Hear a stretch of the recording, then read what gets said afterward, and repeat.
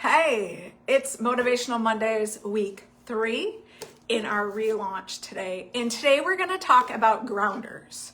What are grounders?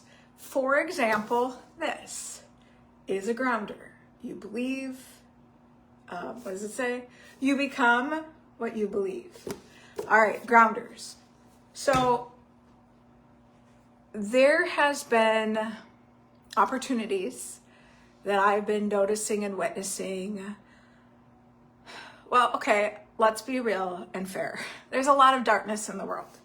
There's a lot of worry. There's a lot of anxiety. Last week we talked about worry. Today we're going to talk about grounders. Like, how do we get ourselves out of that downward spin when there's something bothering us, when we feel like God is not answering our prayers, when we feel like everything's annoying us and we're just frustrated and overwhelmed. So 2025 pretty much sums up that entire season for myself. I had partnered with an opportunity that didn't turn out what I expected. And I walked in that door when I had to walk in that door every day, and I felt like I was the dog, like flat on the ground being pulled into the vet. And then God put a person in my situation and he said, Katie, how come you're still there? And I said, great question. And then I left. I left. I trusted God would open a door, and he did. I didn't even seek out a next opportunity. It kind of just showed up in my inbox. And that was really, really fun. I got a really fun opportunity to do things that I never thought I would do. I won't disclose much of that experience. What I did learn is that I wasn't able to use my skills, my fullness of who I was as a human being.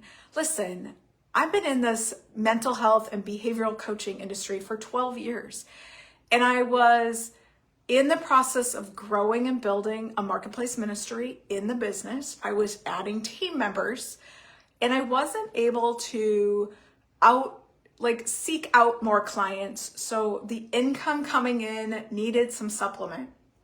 And once I was in that, it was really fun for a little while, but me as a human was missing pieces that God has designed me to do. So I trusted again, and God opened another door. More like I had to have that coming to Jesus moment, because I look at this thing all the time and it says, you become what you believe. And I thought, if that is really the case, then God's going to open a door, and God did. So now I get to work back in my field 20 hours a week. I absolutely love it. I don't have to go seeking clients. Clients come to me, and we're continuing to grow and build R3 Revitalize as a marketplace ministry and mental health support coaching. But some of the things that I get to share, because I'm now fully immersed and with working with clients again, is remembering that when you are spinning downwards, like, okay, life might not be going your way, and probably 99% of the time it's not going to go your way, because when God has a plan for you, he pushes you beyond your limits so that you can be the person he created you to be. Your version of the person he created you to be is very different than his version.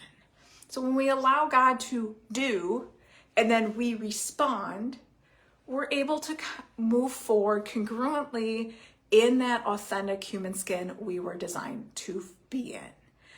And when we get so stuck in worry and fear and doubt, and we talked about worry last week, when we get so stuck in that, we lose sight of all the beautiful things. It's kind of like the analogy of being out in the wilderness, and there's flowers in the field, and then there's emptiness. What are you focused on? Are you focused on the emptiness? Are you focused on the flowers in the field? So our job and mission at R3 Revitalize and 1 Billion for Christ is overall to help people feel more comfortable and confident sharing their relationship and witness to Jesus. Because Jesus changes everything. I just had a client last night. I cannot get into the details on this, but the minute I grounded her in her identity as a child of God, everything changed. So as we talk about grounders today and looking at something and remembering you have a purpose, you have a mission, you have a meaning.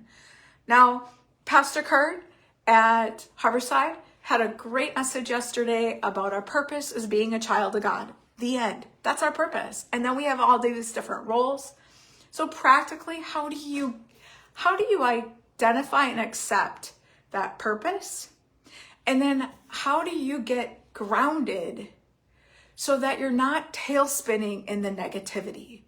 You're not tailspinning trying to make people different or create people to be different than who they are.